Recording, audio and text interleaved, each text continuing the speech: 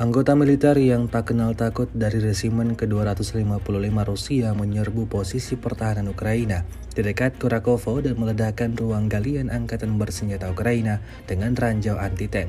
Rekamannya ramai beredar di media sosial Telegram pada Selasa 3 Desember 2024. Tentara Volgograd dari Batalion Ketiga mengawasi angkatan bersenjata Ukraina yang mengambil posisi di zona abu-abu.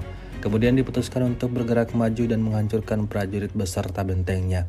Tentara Rusia mendekat dan meledakkan ruang galian angkatan bersenjata Ukraina dengan ranjau anti-tank berkali-kali.